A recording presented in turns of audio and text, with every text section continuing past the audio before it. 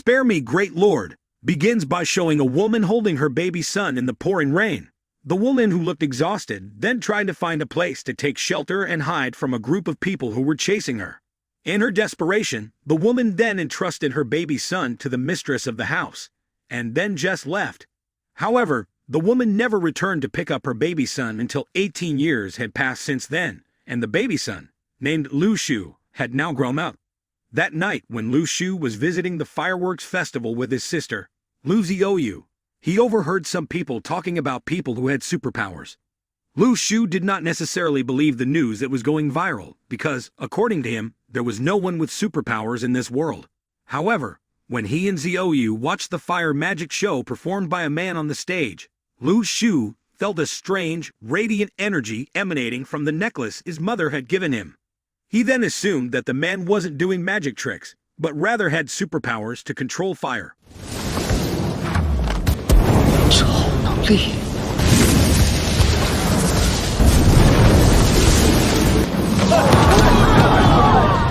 Out of curiosity, Lu Shu then sneaked backstage with his sister, and how shocked they were when they saw a group of people dressed in black ambush the firebending man, and then shoot the man with stun guns. However, they soon discovered Lu Shu and Xiaoyu, so Lu Shu found an excuse so they wouldn't be suspected. Even though he and his sister were let go in the end, the leader of the group seemed to still suspect Lu Shu. Likewise, Lu Shu suspected they were not the police as they told him. Lu Shu and Xiaoyu then met a young man named Jia Wei, who asked about what happened backstage. However, Lu Shu did not respond and immediately left him. Although Lu Shu thought of Xiaoyu as his little sister, in reality they were not related by blood. Lu Shu and Xiaoyu, who are orphans, meet at an orphanage run by a woman who met Lu Shu's mother 18 years ago. As a child, Lu Shu was often bullied by other children, and Xiaoyu was the only child who cared about him. Because of this, Lu Shu loved Xiaoyu very much and considered her his younger sister. Even after Lu Shu left the orphanage to live independently, Xiaoyu also came with him. As he was about to cross the street to buy noodles, the lost Lu Shu didn't notice that a vehicle was speeding toward him. He couldn't avoid the collision and fell to the ground, covered in blood. However, the accident made the necklace his mother gave him react, and miraculously, Lu Shu felt no pain at all, and then got up as if nothing had happened. He thought he might have superpowers because he had survived the deadly accident. Covered in blood, Lu Shu rushed home and realized that something had happened to him. He then asked Xiaoyu to cook the noodles while cleaning himself up. Inside the room, Lu Shu was trying to find out what had happened to him, and was very surprised when he realized that something on his left hand was emitting a golden glow. When Lu Shu touched it, a golden screen magically appeared in front of him, showing the points he had accumulated when accidentally scaring people on the way back home. Lu Shu immediately realized he had superpowers, where the more often he made others show negative emotions, the more points he would get. After that, a kind of lucky spin-the-wheel game appeared on the screen, where he then tried his luck with the points he had. Even though he had failed to get the prize several times and his points were almost gone, Lu Shu finally managed to get a very rare gift, where he felt a very powerful force seeping into his body. Not long after, Lu Shu, who witnessed the news of a fire at a location near his house then, took the initiative to go to the roof and see what really happened because he had a strange feeling. When he climbed the roof, Lu Shu saw several men walking along the roofs of people's houses. As they approached, Lu Shu realized they were the same person who had knocked out the firebending man backstage. Lu Shu then went into hiding, but one of them noticed his presence, so Lu Shu was finally caught. Lu Shu then tricked them by saying that he would pick up radishes that were drying on the roof of his house. Since Lu Shu was carrying a basket filled with radishes, they didn't even suspect him. However, after they left and Lu Shu returned to the house, suddenly there was the sound of something falling from the roof. When Lu Shu and Xiaoyu checked outside, it turned out that the one who had fallen earlier was the firebending man who was probably trying to escape. Knowing that the man was only pretending to be unconscious, Lu Shu purposely irritated him, so that he would gain a lot of points from the man's negative emotions. Annoyed that Lu Shu kept playing with him, the man then used firepower to burn Lu Shu's arm. But strangely, the power of the fire did not work on Lu Shu at all, as if he could neutralize it. The man looked surprised that his strength didn't work on Lu Shu. Because his efforts were in vain, The man finally left there just like that. After that, Lu Shu returned to the room, and his physical strength increased drastically after eating the magic pill on the golden screen that appeared before him. Because his life was very poor, Lu Shu tried to make ends meet and pay his school fees by selling food. Even though he had to sell before going to school, Lu Shu never felt ashamed of his friends, who often passed by where he was selling. When one of the students at his school was about to mock him for being so poor that he had to sell, Lu Shu purposely irritated the young man so he could earn many points. While at school, Lu Shu is shocked by an incident that shocks the school, where a student named Li Kai attacks a teacher after his powers are awakened. In such a precarious situation, Lu Shu had instead thought of a way to cause negative emotions from the many people there. With his ingenuity, he was finally able to stop Li Kai and gain many points from the negative emotions of the people gathered there. One of his classmates, a girl named Ling Ling, then praised Lu Shu's ingenuity, although in the end Lu Shu got a lot of points from Ling Ling's negative emotions. After that, Lu Shu and the rest of his classmates had to be willing to have their blood samples taken to see if their powers were also awakened. When he returned home, Lu Shu tried to cure Zioya with the healing pills he got from the lucky spin the wheel. Lu Shu finally got the healing pill after doing gachas several times, and then gave it to Zioya. After drinking it, Zioya finally recovered quickly and returned to normal health. The next day at school, the students are shocked by the results of a blood sample test, in which Lu Shu becomes one of those whose powers are awakened. It didn't stop there because many other students had their powers awakened. The school then formed a special class for them and appointed a man named Zifei as the class supervisor. Lu Shu looked surprised when he saw Zifei, because that man was the one who hunted the fire-bending man. After that, Lu Shu's class had a transfer student named Zhang Shui, who turned out to be awakened, and would enter a special class. Even though he was very beautiful and his skin was so smooth, Shui turned out to be a man. In the evening, Lu Shu and the disciples, whose powers had been awakened, gathered at a place where they would conduct further tests to determine their level of strength, which were classified alphabetically, where a level was the highest level. After doing the test, Lu Shu turned out to be at level F, or the lowest level. This then made him a target for bullying, but he didn't mind it because he managed to make many people feel irritated with him, which would be more profitable for him. Lu Shu finally showed his super strength to his sister, started doing getcha, and got an item. However, the item was absorbed into Zioya's body, making her super strength awakened. Lu Shu then thought that this power was destined for Zioya. After that, Lu Shu met his neighbor, an old man, who was practicing swordsmanship. The old man offered to teach Lu Shu, but he immediately refused his offer, leaving the old man just like that. As time went on, Lu Shu went about his activities as usual, selling, going to school, and collecting points from the negative emotions of those around him. One day, Lu Shu got a magic sword after doing gacha. However, he had absolutely no idea how to use the sword. Thanks to information from Shui, Lu Shu finally discovered that Zifei was a member of the World Network Organization. The organization above them was the Heavenly Network, with less than 10 members, which meant that they were extremely powerful people. That night, Lu Shu noticed the presence of Heavenly Network Organization members visiting the old man who was left next to him.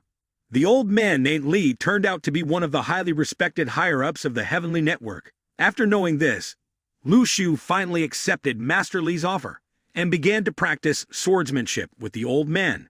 After Lu Shu mastered several advanced swordsmanship techniques, Master Li then advised him to use his power to protect and save others.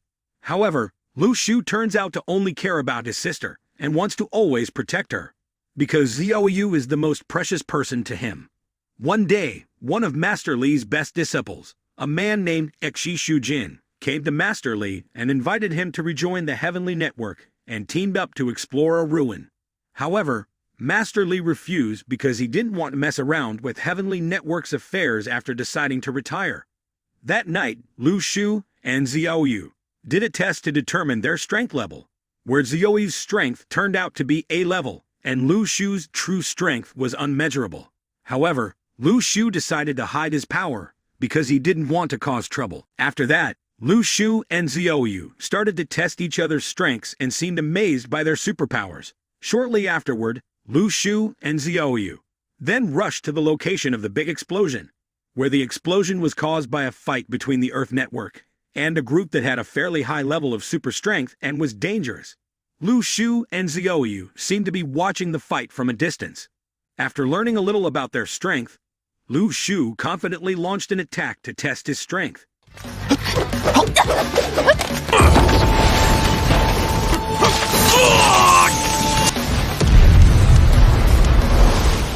It turned out that he could easily defeat all of them, including Zifi and the Earth Network, who attacked him for considering him as part of the group. Because of the dark aura that enveloped him, Zifi and the others couldn't recognize Lu Shu, so he had more freedom in his actions. After that, Lu Shu took Xiaoyu to a place where she then used her power to collect the energy of a dead person. On the other hand, Shujin was having a meeting with members of the Heavenly Network and Earth Network organizations, where they discussed Lu Shu and his immense power. Unable to identify his identity or his level of strength, they considered Lu Shu the most dangerous threat. After that, Lu Shu went back to selling as usual. Since his merchandise was always sold out lately, Lu Shu thought that he might be able to buy a house with this income. That night, Lu Shu was surprised by Xiaoyu, who managed to resurrect the dead man's spirit.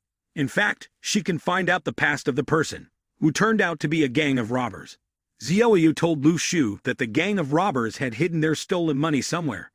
Xiaoyu then invited Lu Shu to take the money. However, Lu Shu didn't want to because the money didn't belong to them. Even so, he appreciated Xiaoyu's good intentions, who wanted to use the money to buy a house. Lu Shu then advised Xiaoyu not to use her power anywhere or show it to others, as it could jeopardize their safety. At school, Shui told Lu Shu that people whose powers were awakened were starting to appear a lot. However, at the same time, there is a mysterious place with immense spiritual power called the Blessed Land. Shui added that the price would skyrocket whatever came from the Blessed Land. Hearing this, Lu Shu seemed interested in going there. After that, all the disciples gathered in the field to attend the welcoming ceremony for their new principal, a man named Li Yixiao. Upon meeting the man, Lu Shu immediately realized that the man had a high level of power and was a member of the Heavenly Network organization. That evening, Li Yixiao also tutored a special class, where he suggested that students train hard and join the Heavenly Network someday. Li Yixiao then played the video footage of the Heavenly Network's battle some time ago, in which Lu Shu had secretly taken part. Li Yixiao then asked the disciples to be careful of this mysterious man who possessed immense spiritual power, who managed to escape before the Heavenly Network caught him. After that, the disciples distributed Philosopher's Stones that could increase their spiritual strength. However, Lu Shu intended to sell the stone instead. Since the enchanted stone would be very expensive if it were sold on the black market, he'd entrusted his possession of the stone to Shui to sell and considered him as his best friend for helping him. Long story short, Lu Shu returned home and gave Xiaoyu a cell phone. Not only that, but he also informed her that they might soon buy the house they had been living in. Hearing this, Xiaoyu seemed happy and hugged her brother. Lu Shu then increased his power level with the points he had accumulated so far. Shortly afterward, Lu Shu received a notification that all the special class students would be on a mission to protect the area around the ruins, the location of the emergence of tremendous spiritual energy. Since the Heavenly Network and the officials in charge have not been able to determine how much spiritual power there is and the dangers that threaten it, the disciples were asked to monitor and protect the area around the ruins. Once there, Zifi made it clear to the disciples to keep their mission a secret from others. And if anyone leaked the secret mission, then that person would be tried by the military tribunal.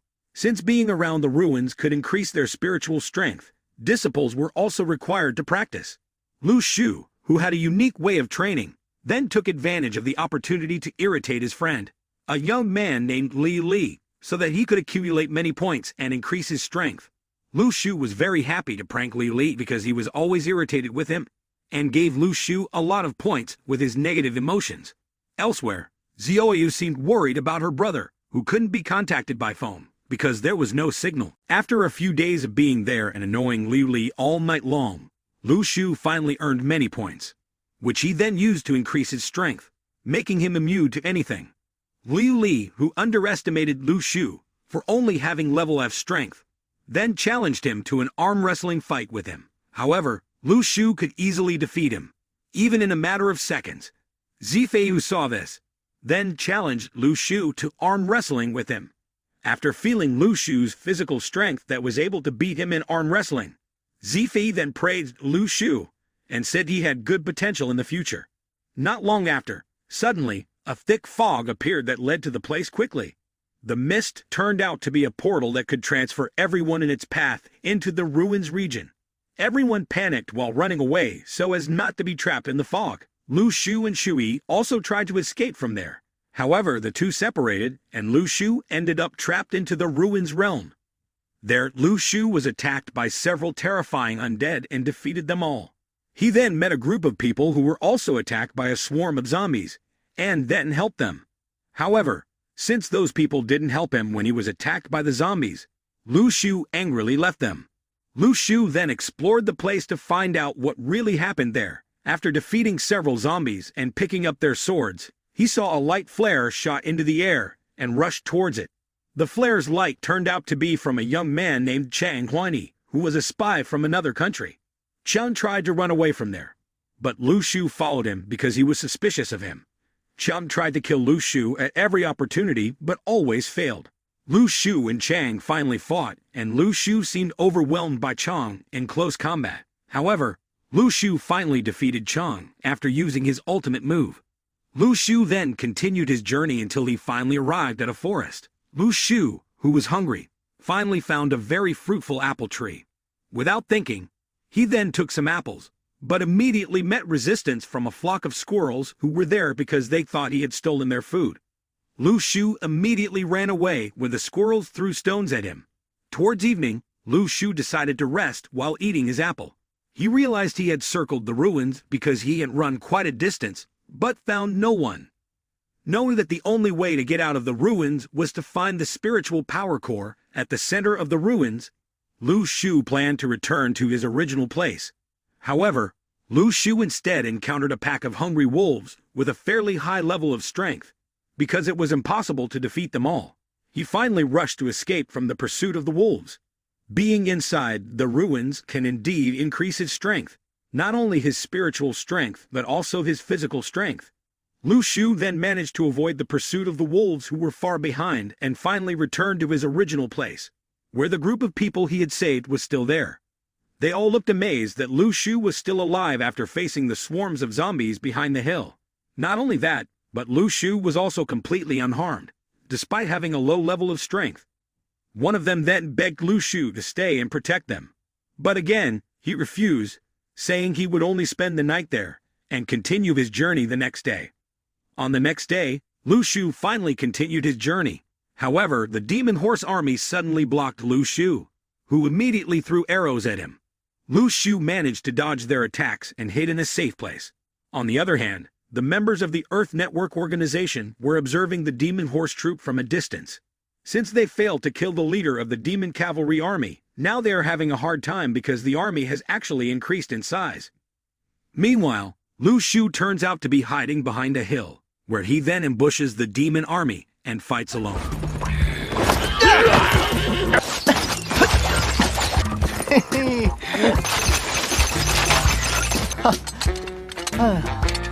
Long story short, Lu Shu defeated the demon army.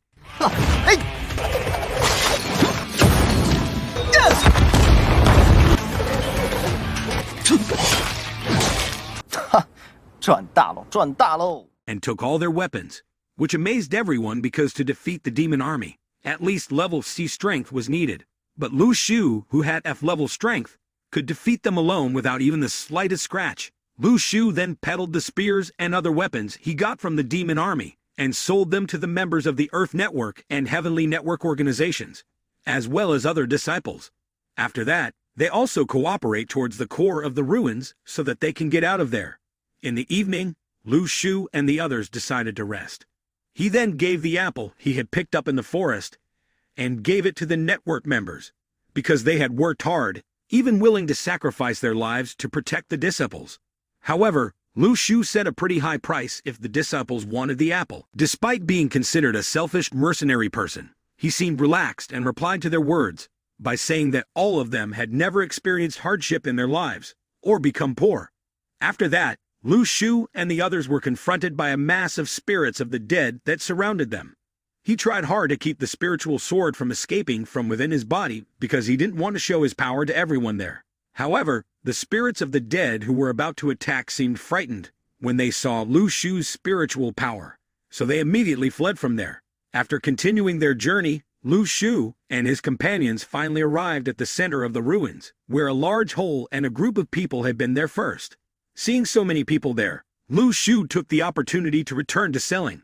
Besides Lu Shu, it turns out that there is a girl named Cao Qingxi who can also defeat the demon army without any effort. Lu Shu and Cao Qingxi were then summoned by the Heavenly Network members because their strength stood out from the rest. The Heavenly Network checked the depth of the hole, which turned out to be quite deep and contained another large hole with much greater spiritual power. While the Heavenly Network members were strategizing, Lu Shu decided to take a break, realizing that there were 9 spies among them. However, he did not know the exact appearance of the spies. Lu Shu finally reunited with Shui, who was said to be able to defeat the 4 demon horsemen alone. After eating the apple the principal gave them, they all decided to sleep and rest before entering the big hole. However, when they were all asleep, Lu Shu noticed that a group of people had sneaked into the hole first, which turned out to be spies. Lu Shu managed to stop one of them and then shouted to wake everyone up. However, before he could interrogate the person to dig up information, suddenly the principal came and immediately beat the man down, which made Lu Shu feel suspicious of the principal. Long story short, Lu Shu and the others finally got into the big hole and followed a path that led them to a magnificent palace guarded by an army of demons. A fierce battle between the network members against the demon army was inevitable.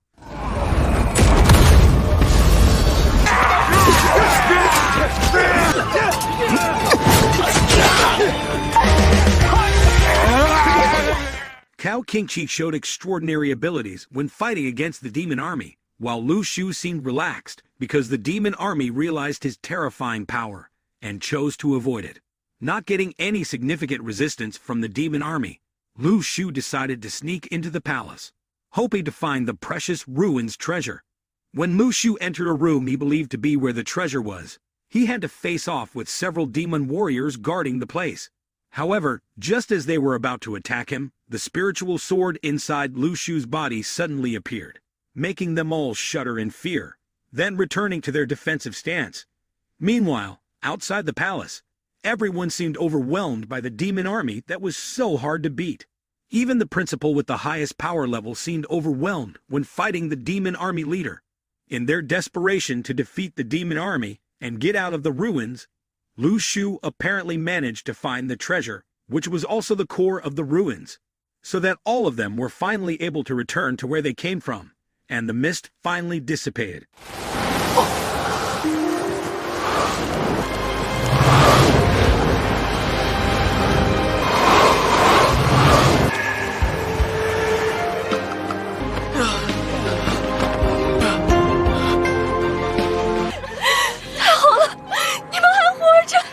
After that, all the injured people were immediately treated, and all the items they took from within the ruins had to be handed over to the Heavenly Network.